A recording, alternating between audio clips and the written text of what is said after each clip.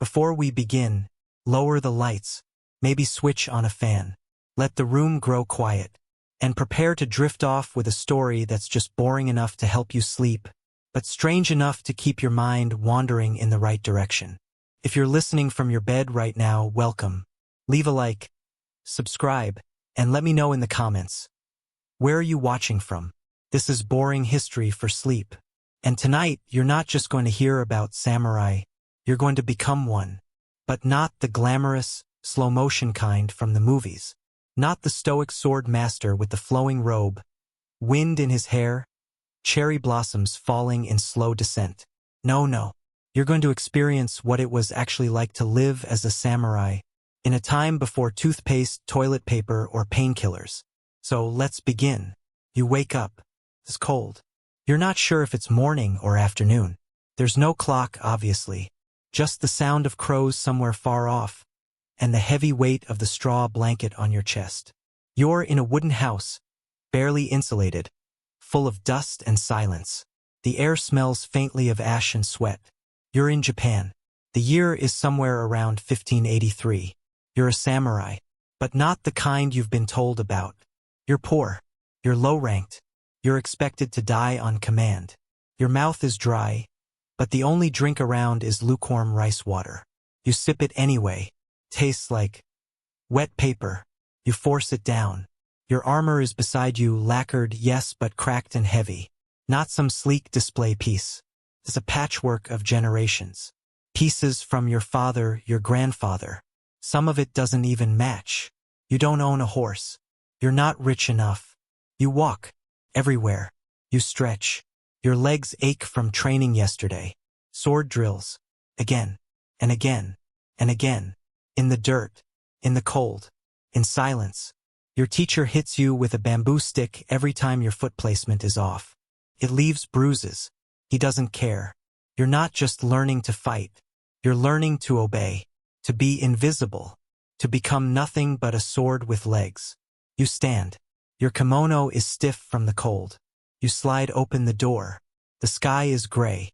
Outside, rice paddies stretch into the distance, like sheets of dirty silver. Farmers bend low, ankles deep in water, hands busy, backs bent. You used to be one of them, before your uncle pulled some strings and got you conscripted. Lucky you. You're not allowed to marry without your lord's permission. You're not allowed to laugh too loudly. You're not allowed to speak casually in public. And you're definitely not allowed to say what you're thinking right now, which is, I don't want to do this today. You go through your morning rituals, but they're not relaxing. They're exact. Your sword must be cleaned a specific way. Your hair tied in a topknot, not for fashion, but because it's required. Everything you do is watched, judged, written down. You make one mistake in etiquette, you risk dishonor. And dishonor isn't just an awkward moment. Can mean exile, or ritual suicide. Seppuku. Yes, that's real. And yes, people were expected to go through with it. Even if they were 15. You remember that one boy from the village. He let a prisoner escape. He was told to cut his stomach open. They gave him a knife and a white robe. You never saw him again. No one talks about it. Everyone remembers it. You head to training. It's raining now. Soft, but steady. The dirt road is slick. Your sandals are soaked. Your feet are freezing. You pass other samurai. None of them say hello. Just brief, forced nods. Everyone looks tired. Everyone is pretending they're fine. You reach the training ground. It's just a big patch of flat dirt, surrounded by bamboo. There's a man there already. Your instructor. He's over 50, missing 2 fingers. His face is like leather. He bows. You bow lower. He says nothing, just points to a wooden post. You begin your sword drills. Again, and again, and again. Your hands blister. Your arms ache, but you can't stop. Because you're not here to express yourself. You're here to obey, to bleed if necessary, to die if asked. At midday you eat. It's not a meal. It's a moment. A small bowl of rice, maybe a few pickled vegetables. Sometimes, if the cook is generous, a bit of dried fish. It's chewy. It smells like the harbor. You sit in silence. always in silence. Talking too much marks you as weak. Laughing is considered unprofessional. You think of your home, a small hut. Your mother still lives there. She prays for you every morning. She burns incense. You wonder if it helps. You haven't seen her in months. Afternoons are for practicing mounted archery. But again, you have no horse. So you run. For hours. In armor. You can't really breathe. The helmet is tight. Your sweat makes your vision blur. Still, you run. Faster. Harder. No one is allowed to stop until the drill master says so. Later, before the sun sets, you're given a message. A mission. Someone is suspected of stealing rice from the storehouse. Peasant. You are to investigate. And if they're guilty, well, you know what happens. You don't ask questions. You just bow. It's cold again. And the sun is dipping low. The color of the sky is turning into ash and blood. You begin walking to the village. You already know what you're going to find. Someone starving. Desperate. You wonder how much rice they took. Maybe a handful. Maybe enough for their baby. You wonder if you'll have to draw your sword. You hope not. But you also know, mercy isn't part of the code. You arrive at the village. It's a cluster of wooden homes, roofs sagging from last week's storm. Children scatter when they see you, not because you're famous, because you're feared. Samurai don't bring good news. They bring orders. They bring punishment. A woman meets you at the edge of the road. She bows so low, her forehead touches the dirt. Her kimono is threadbare. Her hands are cracked from work. She says she knows who took the rice. She begs you not to hurt him. She says he's just a boy, her son. You nod. You follow her. Not because you want to, because it's your job. The boy is maybe 10, maybe younger. His ribs show. His eyes are hollow. He holds out the stolen rice like it's poison. You have two options. Deliver punishment, or fake a report. You look at him. You look at his mother. And then you do something dangerous. You tell her to stay quiet. You tell her you saw nothing. And you leave. Your hands shake the whole walk back. Later, at the barracks, you eat again. Rice. Pickled radish. One slice of something that used to be meat. You sit alone. You hear laughter from the other end of the room. Someone tells a story about a failed duel. The others chuckle quietly. You're too tired to join. A superior walks in. Everyone goes silent. He doesn't speak. He just looks. Then leaves. This is normal. At night, you try to clean your blade. But you nick your finger. It bleeds more than you expect. You wrap it in cloth. You hope no one notices. You remember a story about a man who let his sword rust. He was ordered to perform seppuku. Not for war crimes. Not for treason. For rust. Cleanliness, you've learned, is a form of devotion. You sleep on a thin mat. The floor underneath is cold. You wrap yourself in your straw blanket again. You listen. The wind pushes against the walls. You hear insects somewhere in the corners. And outside, dogs bark at shadows. You think of your father. He was a samurai too. He died in a skirmish no one remembers. His name is carved on a wooden plaque. It hangs above the shrine. You wonder if your name will be remembered. You doubt it. You close your eyes. The next day begins the same. But something is off. A messenger arrives at training. He reads a list of names. Yours is on it. You've been chosen. Not for promotion. For a mission. The Lord is marching west.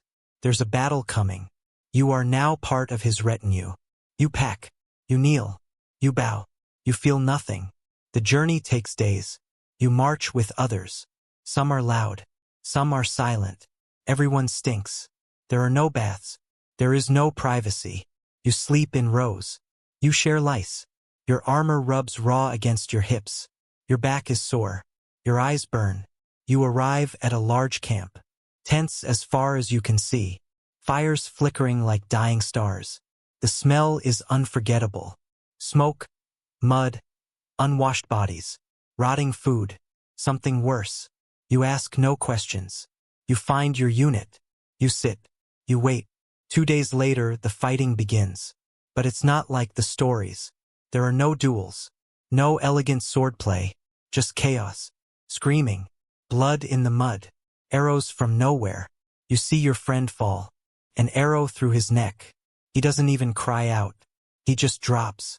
You try to help him, but someone pushes you forward. You keep going. Because you have to. Because stopping means death. You don't remember how many you killed. 1, 2, none? Everything is smoke. And screaming.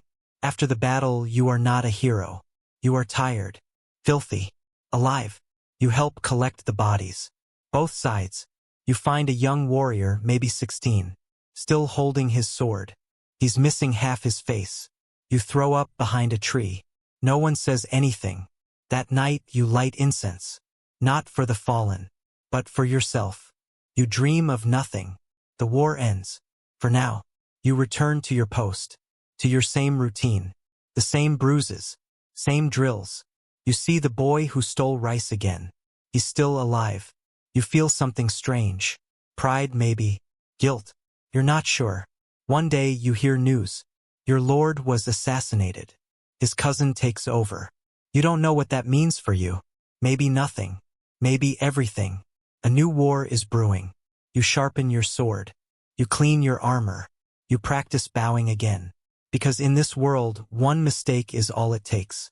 You are a samurai. But that doesn't mean you're safe. It doesn't mean you're respected. It just means your life is no longer yours.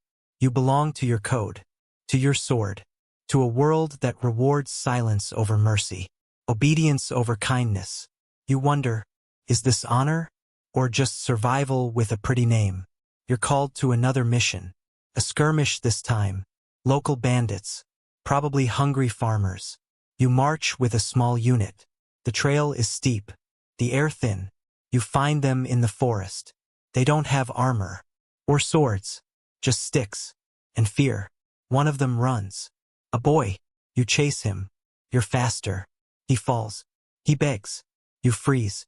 You're supposed to kill him, but you remember the last boy. And this time, you don't walk away. You raise your blade. And for the first time, you hesitate too long. He escapes. Your commander arrives seconds later. He sees the tracks. He sees your blade still clean. He says nothing. But that night, you're put on night patrol. Alone. Cold. Punished. You begin to dream of things that don't exist. Warm baths. Soft beds. Books that don't preach obedience. Fathers who come home. Mothers who don't cry at altars. You know these dreams are useless. But you still dream them. Because without them, what's left? A few weeks later, something unusual happens. You are approached by a man you've never seen before. He wears no armor, no swords, just a simple dark robe. He speaks softly, almost too softly. He says he's from the intelligence office. You didn't even know that existed. He says your name came up. Apparently, someone noticed your restraint, your silence, your ability to follow orders and to keep secrets. He says there's a job. Not a promotion. Not quite. Something off the books. You nod. Because what else can you do?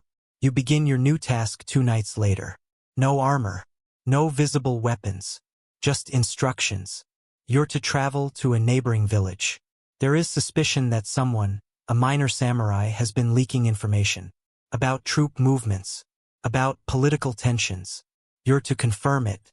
Quietly. You wear a traveler's robe. Dull, plain. You take the long road. Avoid other warriors. When you arrive, you stay at a tea house. You pose as a courier. You listen more than you speak. You watch. Days pass. You find your target. He's younger than you expected. Polite. Generous with his drinks. You observe. You ask nothing directly. Eventually, you follow him one night. He meets someone near the edge of the village. You can't see clearly. But coins change hands. Then scrolls. You return to your contact the next morning. You report what you saw. They ask, "Did you confront him?" You say no.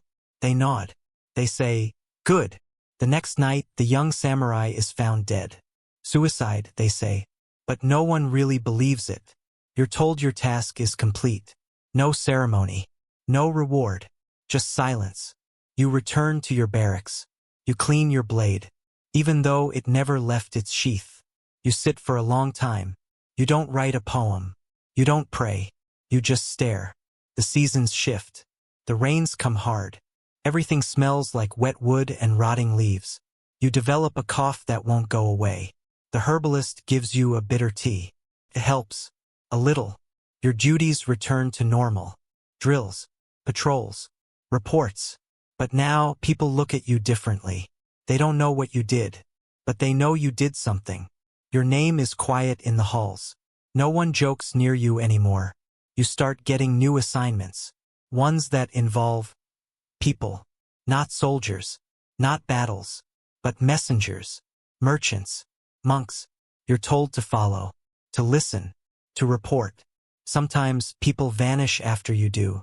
You try not to think about it. This is the other side of the sword.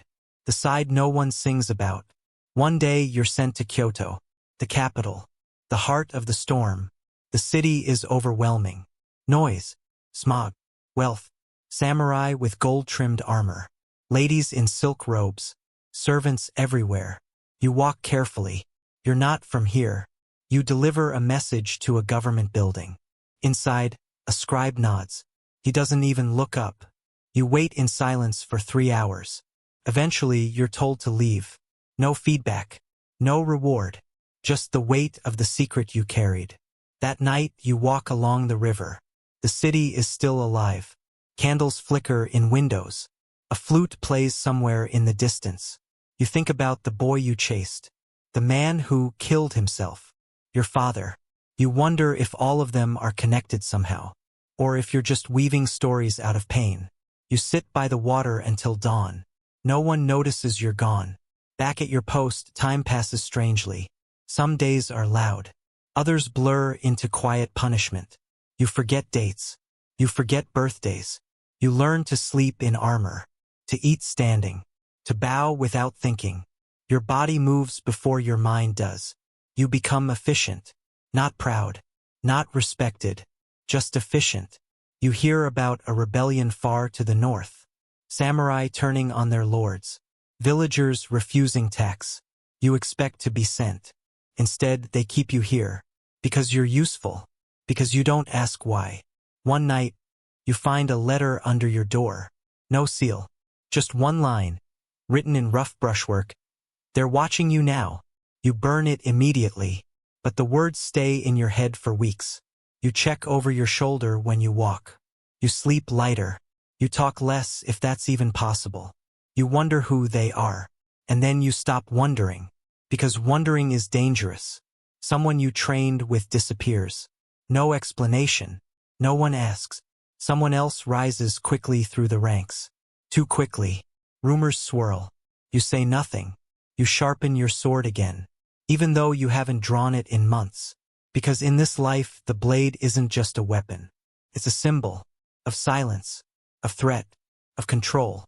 You begin to forget your own voice. You speak in formulas. Greetings. Orders. Reports. You avoid eye contact. You no longer flinch at screams. You're not proud of this. But you're not ashamed either. Because shame is a luxury you left behind long ago. You receive news. Your mother has died. Not in battle. Not from disease. Just age. Quietly. In her home. Surrounded by the same smoke-stained walls she prayed beside every morning. You are given a single day to mourn. You travel to your village in silence. No escort. No horse. Just a small wooden box carrying incense and a folded paper with your family crest. When you arrive, the house looks smaller than you remember. The door creaks in the same spot. The floorboards bend under the same weight. Inside, your uncle bows to you. He says nothing. Just gestures toward a simple shrine. You light the incense. You kneel. You say her name aloud. It feels like swallowing stones. The next morning, you return to your post. No one asks where you went. No one offers condolences. Because feelings are not part of the uniform. You are promoted. Not publicly. Not with fanfare. Just a note slipped into your quarters. You are now Chief of External Communications. A fancy title for a quiet job. You read messages. You revise them. You destroy what shouldn't be kept. You work alone. Sometimes what you read is disturbing. Tax uprisings, executions, torture. You are told not to react. You don't. You do your work. You sip your tea. You sleep alone. One evening, a new message arrives. It is a list of names. People considered ideologically unstable. One name stands out. A young samurai. Someone you trained with. You remember sparring with him. You remember he was fast. Too fast. He was also funny. Made jokes during drills. Laughed too loud. You hadn't seen him in months. Now you know why. You are told to observe his family. Take notes. You do. But you don't write everything. You leave some things out. Not to protect him. You're not sure why. The next week, his house is burned down. His name is erased from the registry. You are not punished. But you are moved. Again. Your new post is far north. A mountain outpost. Cold, quiet, isolated. You are the highest-ranking samurai there. But there are only a few of you. The rest are peasants, farmers, hunters. You are told to maintain order. What that means is unclear. There are no enemies here, just snow and time. You begin a new routine. You wake with the sun. You check supplies. You record numbers. Sometimes you train, mostly alone. Your blade grows dull. You sharpen it anyway, not for use, just because. The villagers fear you at first, but eventually one offers you food. Hot soup. Simple. Good. You nod. They smile. No words exchanged. Later that week, a child brings you a flower. A white one, frozen at the edges. You don't know what to do with it. You set it beside your bed. It dies overnight.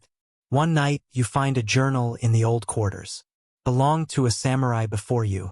Years ago. Inside are sketches, notes about birds, poems, unfinished. He wrote about the same mountains you now look at. He wrote about wanting to leave.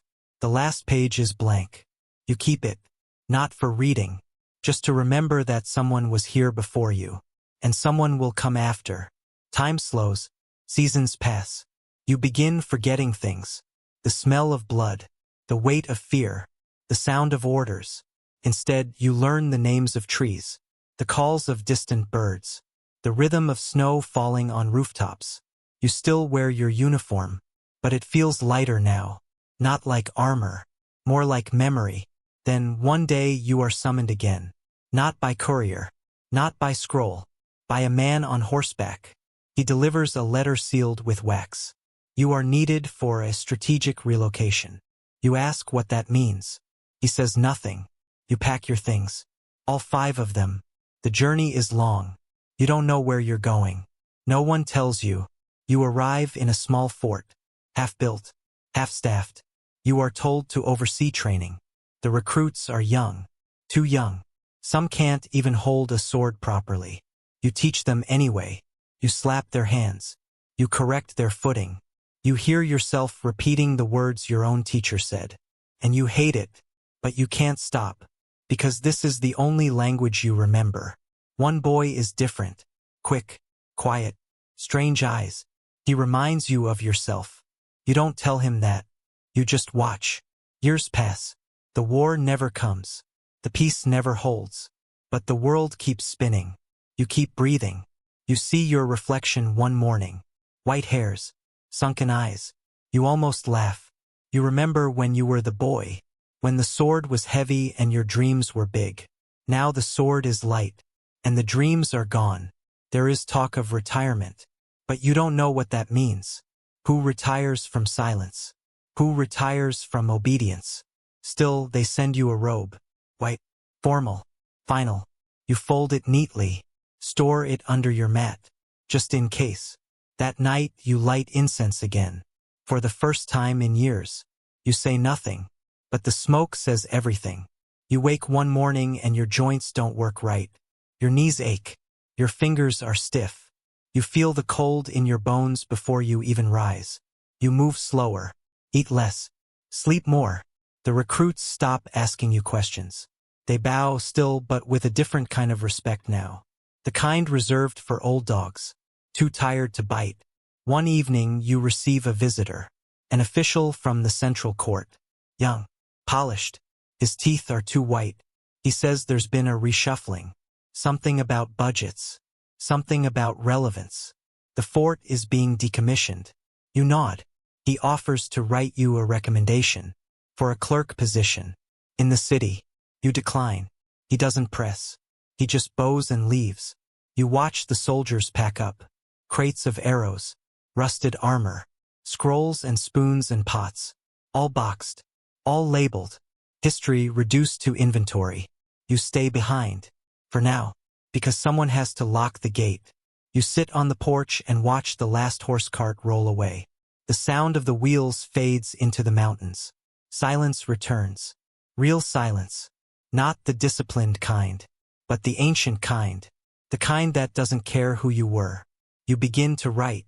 Not a journal. Not a memoir. Just scraps of thought. One line per page. Some are about battles. Some about birds. Some about the smell of wet straw. You don't know who will read them. You don't care. It's not for them. It's for the part of you that still remembers language. You find the old journal again. The one with the drawings of birds. You add to it. A sketch of the porch.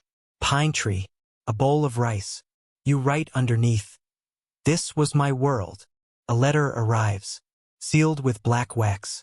You already know what it is. An invitation. To retire. Officially. The paper is thick. The writing elegant. You place it on your table.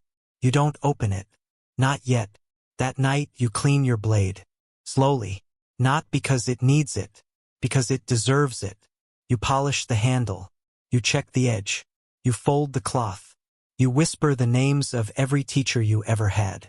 Even the ones you hated. Especially them. You wake before dawn. You put on the white robe. The one they sent years ago. It still fits. Barely. You sit in the middle of the room. Tatami under your legs. Incense burning nearby. You place your blade in front of you. You breathe. In. You wait. But you don't move. You don't write a final poem. Because this is the poem. Outside. The wind carries the smell of pine and cold water. You hear no birds. No footsteps. Just the steady hum of everything that has always existed. You think briefly of your mother, of the boy who brought you the flower, of the blade that you never drew enough to feel proud of. You close your eyes, and you sleep. You don't dream, because some lives are too full of silence to leave room for dreams. You are found days later, still sitting, still dressed, peaceful, your blade polished, untouched, no letter, no blood. No note, just the scent of old incense and the faint trace of dust on the floor. They bury you behind the outpost. No ceremony, just a stone with no name. The next rains wash the writing away. Years pass. The fort becomes a ruin. Grass covers the path. Moss climbs the walls. Children play where soldiers once trained. They don't know your name, but sometimes they find the journal. Pages faded. Drawings smudged, and one line, still legible. This was my world. They don't understand it, but they keep it, because even forgotten things deserve to be held. And you rest, not as a hero, not as a villain, just as a man who once wore a sword and tried to follow a code in a world that never stopped changing. Centuries pass. The outpost becomes a myth. Locals speak of it in half-remembered stories. They say a ghost walks there at dusk, always in white, always silent. No one knows his name, only that he was a samurai, and that he never left. In a nearby museum, there's a fragment of a blade, cracked, worn, the metal dark with age. Beside it, a small card reads, Unknown Samurai Mountain Region, 17th century, possible regional officer, donor, local archives. Most visitors walk past it. A few stop. Fewer still wonder. But one child, maybe 8, stands still in front of it. He stares. He doesn't know why. But something in the curve of the steel, the balance of it, the silence around it makes his chest feel tight. He doesn't speak. He just looks. Elsewhere, in a city crowded with lights and machines, a man in a suit hurries through a train station. He bows politely when someone bumps into him. He apologizes when his phone rings too loudly. He keeps his posture straight in meetings. He speaks only when spoken to. He never draws a sword, but he feels like he's carrying one. Every day. And in a small bookstore in Kyoto, a reprint of an old samurai manual sits between dusty volumes of poetry and history. No one buys it, but the owner keeps it there anyway, out of respect, because somewhere deep inside, the culture remembers. Not the battles, not the titles, but the silence, the discipline, the unspoken weight. You are forgotten, but your shape remains. In the bow of a head, in the care of a folded cloth, in the stillness of a man who refuses to raise his voice. The world no longer fears swords. It fears time, distraction, noise. But your legacy is quiet. It waits, like snow. In another part of the world, someone listens to this story. Eyes closed, room dark, fan humming softly. They are trying to sleep, trying to forget, trying to rest from a life that feels too sharp sometimes. And here you are, not a hero, not a legend, just a tired figure from the past, walking with them into the calm. You never asked to be remembered. You only asked to be understood. So tonight, as they drift into sleep, with the weight of the world on their chest, they find your footsteps waiting for them. And for a moment, brief, silent, sacred, they are not alone. This was boring history. For sleep, if you're still awake, leave a comment below. Tell us where you're watching from. Leave a like if your eyes are too heavy to type. Subscribe so we can do this again. Because some stories aren't meant to keep you up. They're meant to carry you softly into the dark. Good night, samurai. Good night, traveler. Good night. Before the armor. Before the sword. Before the ink-stained codes written by men in palaces far removed from war, there was just one idea. Obedience. Not to justice. Not to mercy. But to your master. The Bushido Code, the way of the warrior, wasn't born in a single moment. It grew slowly, like mold in silence, like rot in beautiful wood. You're told it's about honor, discipline, loyalty, but no one tells you what happens when those values contradict each other. When loyalty demands you lie, when discipline requires cruelty, when honor asks for your death over your doubt. No code explains that. In your first year as a samurai, you copied pages from a scroll about the 8 virtues. You didn't understand most of it. Words like gi, righteousness, and chu, loyalty, were written in perfect brushstrokes. You tried to memorize them. You failed. Your teacher hit your knuckles with a bamboo rod, told you to do it again, said, "These words are your spine now." You believed him. Later, during a raid on a nearby estate, you were told to burn the grain stores. It wasn't for strategy. It was to punish the Lord's cousin for not sending tribute in time. You obeyed, even when villagers screamed, even when one woman tried to run into the flames to save a single basket of rice. You stopped her. You followed the code. You wrote nothing about it in your report. Years later, someone asked you, "Do you believe in honor?" You said yes, but only because you didn't know how to say, "I believe in silence, because silence keeps me alive." The Bushido Code eventually became official doctrine, written by scholars, perfected by the elite, published in beautiful books no warrior had time to read. But the samurai who lived and bled and died for it, they never got a vote. They followed it because they were told to, not because they agreed. You once saw a fellow samurai steal dried fish from a merchant. You confronted him. He laughed, said, "We're above them. Let them pay for our rice." You reported it. He wasn't punished. You were reassigned. You learned. Bushido wasn't about truth. It was about image. And yet, you clung to it, because what else could you do? Without the code, what were you? Just a killer. Just a dog in armor. Just another man with nothing left but a blade. One passage in the scroll stayed with you. The warrior must be prepared to die at any moment. You repeated it before every battle, before every punishment, before every report. You even whispered it before you let the boy go. It made no sense. But it sounded right, like a lullaby made of fire. In time, you wrote your own version of the code. Not on paper. In choices. In silence. In the way you bowed just slightly less when you disagreed. In the things you refused to say. The lives you quietly didn't take. It was invisible. Unwritten. But it was yours. And somehow, that felt more honest. They told you to live without fear.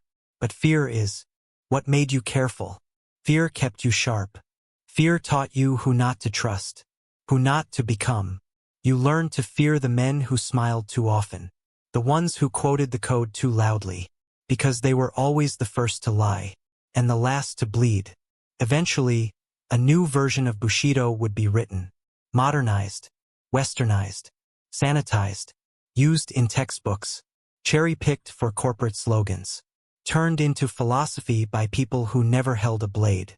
But your code? The one of bruises and cracked ribs and quiet mercy? That one never made it into print. It didn't look good in calligraphy.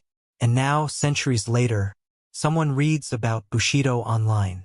Maybe in a blog. Maybe in a textbook. They see words like valor, benevolence, and honor. They imagine a noble warrior, a wise protector. They don't imagine you, your hunger, your hesitation, your tired knees. They don't imagine the cold nights you spent staring at a sword you hoped you'd never have to use. But that's fine. You weren't here for glory. You were here to survive with your silence intact. The code never saved you, but somehow, it shaped the way you vanished. And maybe that's all any code really does. Not make you great, just make you disappear a little more gracefully. The summons comes with no explanation. A single courier, black sash, blank expression. You're to report to the provincial castle. Immediately, no time to pack, no instructions, just the name of the gate you must enter through. You've never been inside the castle walls before. You weren't meant to. That place, stone-faced and silent, was always reserved for the few. The ones who speak in low tones and drink sake from gold-rimmed cups. The ones who decide who gets remembered and who disappears. Now you're walking through its gates. Your footsteps echo on polished floors. Everything smells of incense and oil. Every man you pass has softer hands than yours. You're taken to a chamber. There is a screen wall with a crane painted across it. Behind it, voices murmur. You kneel. You wait. Eventually, someone speaks. He asks if you know why you've been called. You say no. He likes that. You're told of a problem. A rival clan. Rumors of disloyalty. A letter intercepted. Written in your lord's name but not by his hand. You nod. They want someone to investigate. Not officially. Quietly. They say, "We chose you because you've done this before." You weren't aware your silence had become a resume. You leave the castle with a new identity. A new name. A forged badge. You are now part of the game. Not the one with swords and shouting. The quieter one. The real one. The journey takes you south. Peaceful town. Too peaceful. You pretend to be a merchant. You talk to innkeepers. To scribes. To stable boys. You sip tea slowly. You watch people's eyes when they lie. You follow paper trails. Bits of calligraphy. Old seals. Names scratched off lists too neatly. Eventually, you find the man. He's older than expected. Refined. The kind of man who plays the biwa and hosts poetry nights. No one suspects him. You do. You ask to meet privately. He agrees. You talk. He offers you plum wine. You pretend to drink. He says, "You must be tired. This world asks too much." You nod. He says, "You've done things, haven't you?" You nod again. He says, "So have I." You leave with your report written and sealed. You could have denounced him, but you didn't, because you saw something familiar in him. A man following orders, until the orders stopped making sense. Back at the castle, you hand the letter to your superior. He doesn't open it right away. He just watches you. Asks, "Did he confess?" You say, "No." He asks, "Do you believe he's guilty?" You don't answer. He smiles. Says, "You've learned well." You bow. And leave. 2 days later, you hear the man is dead. Poisoned. Official cause, heart failure. Unofficial cause, politics. You say nothing, because you understand the rules now, not the written ones, the real ones. Later, you find yourself at another castle, another summons, another job. You walk past paintings of war heroes you've never heard of. You notice one name scratched off a plaque. No one mentions it. You're told to investigate someone again. A woman this time. She runs a temple. Too many visitors. Too many donations. Not enough answers. You pose as a wandering monk. You sleep on wood. You eat barley and salt. You watch. She speaks with grace. Moves like she belongs in the court. You listen carefully. She says things like, "We must serve truth, not masters. We were born free, then taught to bow." You know she'll be accused. Even if she's right. Maybe because she's right. You return to your lord with a blank report. Nothing to say. He reads it, raises an eyebrow, then signs it. No questions. But that night she's arrested anyway. You feel something in your throat. Not guilt. Not sorrow. Just heaviness. Like carrying a sword that no longer cuts. You spend the next months working in shadows. You meet men with soft hands and loud smiles. Women who wield fans like daggers. You learn the language of pause. How to say yes without agreeing. How to say no without speaking. How to survive while telling everyone what they want to hear. You become fluent in silence. One night at a banquet, someone mentions you by name. Says, "He's useful." You smile, but you don't look up. Because in rooms like that, being seen is dangerous. Being known is fatal. You begin to disappear. Not in body, in record. Reports stop including your full name. Meetings happen without you. Tasks come through messengers you don't recognize. You are still useful, but no longer visible. Exactly how they want it. And then one day, nothing. No orders. No messages. No visitors. Just a blank silence where your purpose used to be. You return to your quarters. Sit with your blade. And wonder, were you loyal? Or just convenient? Were you honorable? Or just quiet enough to keep alive? And when they write this era's history, will your name even exist between the lines? Probably not. But you're used to that. You were trained for that. To serve. To obey. To disappear. You stop carrying your sword. Not because you're no longer allowed. Not because you're unarmed. But because you're tired of the weight. The armor left your shoulders years ago. The war ended long before that. But the blade stayed. Always there. Part of you. Now finally you set it down. Not in ceremony. Not on an altar. Just beside your mat. Quietly. Like a breath you've held too long. The days blend. You no longer receive instructions. You're no longer watched.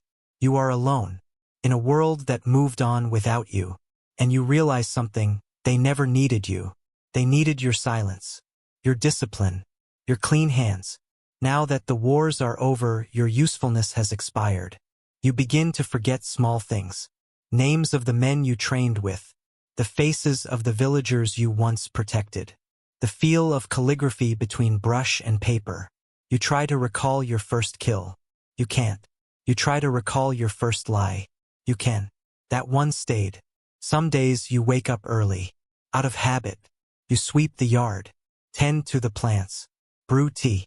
But there's no one to share it with. So you pour a second cup anyway. Leave it on the empty cushion. Sometimes it cools completely. Sometimes it evaporates in the sun. But you always leave it there. Just in case. A boy visits once. Says he's a student of history. Asks about the sword above your door. You tell him it belonged to someone who no longer exists. He laughs politely. You don't. He asks what war you fought in.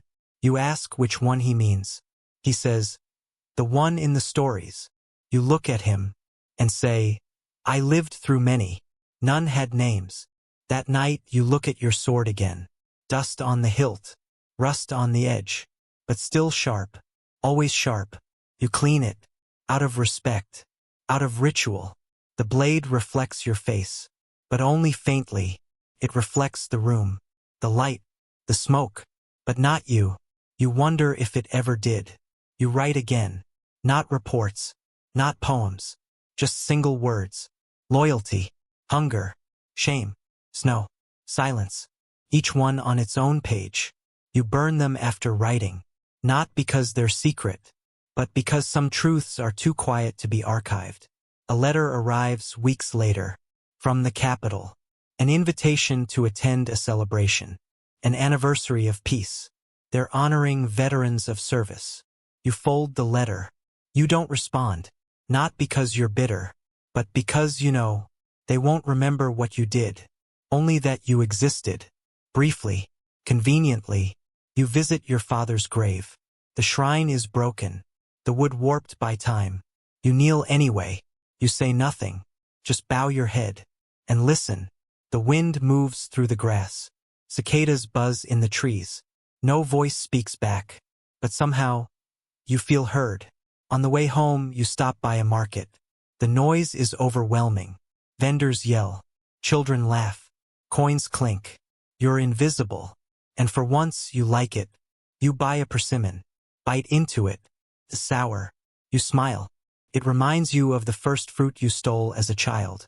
Before discipline. Before oaths. Before the world got so quiet. That night you dream. But not of war. Not of the code. You dream of rice paddies. Of the smell of wet wood. Of someone humming softly in another room. You don't recognize the voice. But you don't want it to stop. You wake up before sunrise. Light a stick of incense. Breathe slowly. You pick up your brush. And on the last page of an empty scroll, you write, I was here. No name. No title. No seal. Just that. You let the ink dry. Then you roll it. Place it under your pillow. You lie down. The room grows warm. Outside, the wind carries the scent of something old. Maybe cedar. Maybe memory. Maybe both. Someone else now lives in the house you built. They don't know your name. They don't know what you were. To them, you were just someone who lived here before. They wonder why there are 2 bowls in the cupboard, even though only 1 futon was ever used. They wonder why the door creaks in one place and never fix it. They find your scroll. The one that says, I was here. They don't know what to do with it. So they leave it in the drawer. And it stays. Time moves. The empire changes names. Borders shift. Flags come and go. Swords become antiques. Armor becomes museum decor. The word samurai becomes myth. Your kind becomes content for storytellers. Your pain a symbol. Your silence an aesthetic. No one remembers the smell of burned rice fields. The sound of men weeping quietly before seppuku. The sharp sting of bamboo on a child's fingers during etiquette training. All they remember is the armor, the stance, the legend. But you were never legend. You were hunger. You were routine. You were the bruise behind the breastplate. A historian finds your name in a military roster. Just one line. No achievements listed. Just dates. He footnotes you in a paper. Page 42. Possibly participated in the winter campaign, though no direct evidence survives. That's all. A maybe. Still, the scroll survives.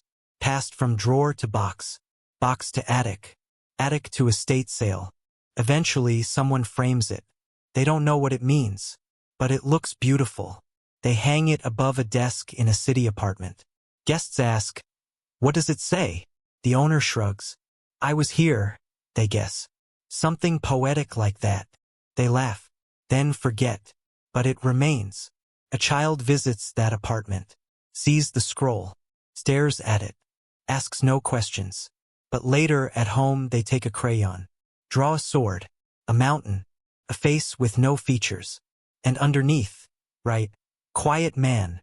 Their parents think it's cute. They don't realize memory never truly dies. It just takes new shapes. You don't need a name to be remembered. You don't need a grave, or a title, or a statue.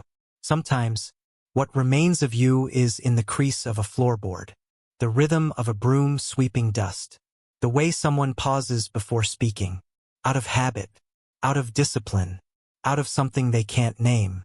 You're not a ghost, not quite, but pieces of you linger, in posture, in patience, in the act of folding cloth with care, a spirit made of repetition, a presence formed not from drama, but from restraint. Centuries later, a novelist writes about a samurai. They invent most of it, the honor, the code, the heroic sacrifice. But one detail is strangely accurate. The character never smiles. No one knows why. Neither does the writer. But you do. Because sometimes, memory is like a ripple. You throw a stone into the world, and it keeps moving, even if no one saw your hand. You never asked to be great. You never wanted fame. You just wanted to live cleanly, quietly, and leave something behind that couldn't be bought or sold. Something invisible, but real, like respect, or peace, or a moment of silence in a loud world. And somehow, you did. So sleep now, not because you're forgotten, but because you're finished. And because in the end, you weren't here to be remembered. You were here to remember, to see what others missed, to carry what others dropped, to walk a path so narrow, no one followed. But that path mattered, because it brought you here. And here is enough. There is one last night. You don't know it yet, but your body does. It moves slower. Your breath catches differently. Even your shadow looks thinner. You do the same things. Sweep the floor. Boil water. Fold the robe at the foot of the mat. But every movement feels like a memory already. A rehearsal for something final. You sit with your back straight. Hands on your lap. Eyes open. You watch the light fade from the paper walls. Orange, then gray, then nothing. You don't light the lamp. You let the dark settle around you. Soft, heavy, honest. You think of all the things you never said. All the names you forgot on purpose. All the faces you remember without trying. You think of the blade, still beside you, still sharp. You remember every time you carried it. Every time you chose not to draw it. You remember the weight, not in your hands, in your choices. Outside, the wind has no urgency. It rustles leaves, shifts branches, then pauses, as if waiting for something. You think briefly of walking to the ridge, seeing the stars. But you don't. Not out of fear, just out of peace. You've seen enough sky. You've had your fill of open air and narrow paths. Now you just want stillness. You lie down slowly. Feel the straw beneath you. The same blanket you've folded 1,000 times. It smells like sun and sleep. You adjust the pillow. Hands folded over your stomach. Like prayer. Like surrender. Your eyes don't close all at once. They drift. Blink. Stay open longer each time. You don't fight it. You never feared sleep. Only interruption. But tonight no one will come. No knock. No orders. No courier in the dark. Just this, a final exhale. A still room. A body no longer waiting. In the morning, the sun slips through the cracks in the wall. Touches your blanket. The edge of the blade. The scroll under your pillow. You don't move. Not because you're resisting, but because you've finally gone where the code couldn't follow. Where no master waits. Where no silence needs to be kept. They find you days later. The same way you always hoped they would. In calm. In dignity. In stillness. They bow. They do not cry. They bury you beside the house. Mark the grave with a stone from the river. Simple. Clean. No name. Just one carved line. The watcher is at rest. Years pass. The stone fades. The wood rots. The roof collapses. The land forgets. But the stillness remains. A feeling in the grass. In the way the wind shifts before evening. In the pause between one breath and the next. And somewhere far away, a stranger closes their eyes.